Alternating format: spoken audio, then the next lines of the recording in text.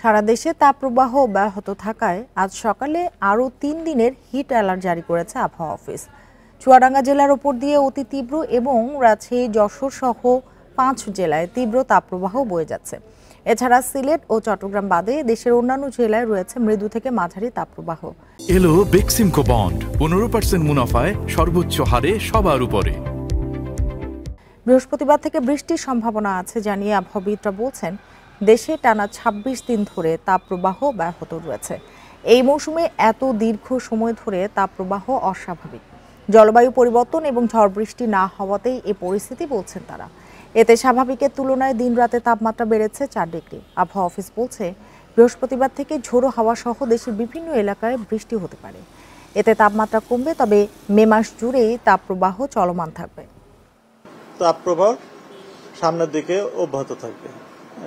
এই চলমান তাপপ্রবাহ জন্য থাকার জন্য তাপপ্রবাহ সতর্কবার্তা জারি করেছে। এটা আজকে থেকে আর পরবর্তী 72 ঘন্টা অব্যাহত থাকবে। তবে 72 ঘন্টার পরে পরিস্থিতির কিছুটা উন্নতি হতে পারে, অর্থাৎ তাপমাত্রা কিছুটা কমতে পারে। সেক্ষেত্রে তাপপ্রবাহের তীব্রতা অনেকটা কমে আসবে, তবে তাপপ্রবাহ একেবারে চলে যাবে এরকম বলার সুযোগ নেই।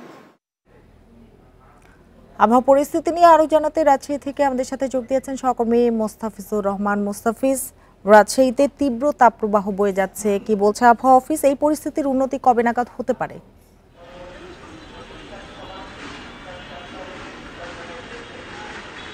রাজশাহীতে তাপদাহ যেটি চলছে, অর্থাৎ গেল 13 তারিখ থেকে কিন্তু রাজশাহীতে মৃদু, তারপরে মাঝারি, এখন তীব্র তাপদাহ চলছে। গেল এক সপ্তাহ ধরে রাজশাহীর আবহাওয়া 40 ডিগ্রির ওপরেই কিন্তু সবসময় থাকছে এবং আজকে 12টার সময় কিন্তু আবহাওয়া দপ্তরের যে আপডেট সেটি বলছে এখনই কিন্তু 40 ডিগ্রি সেলসিয়াস, অর্থাৎ 1টা এবং 2টায় সেই সময় কিন্তু তাপমাত্রার পারদ আরও বৃদ্ধি হয় এর আগের দিনগুলোতে আমরা যেটি দেখেছি। অর্থাৎ আজকেও রাজশাহী যে তাপমাত্রা এখনই তীব্র তাপদাহ অতিবাহিত হচ্ছে, সামনে আরও তাপমাত্রা বাড়বে এমনটি কিন্তু বলছে আবহাওয়া দপ্তর। সেই সাথে আবহাওয়া দপ্তর বলছে আগামী 4 দিনের মধ্যে রাজশাহীতে তাপমাত্রা কমার বা কোনো ঝোড়ো বৃষ্টিপাতের কোনো সম্ভাবনা কিন্তু নেই। অর্থাৎ রাজশাহী বা উত্তরাঞ্চলের জন্য কোনো সুখবর নেই আবহাওয়া দপ্তরের পক্ষ থেকে।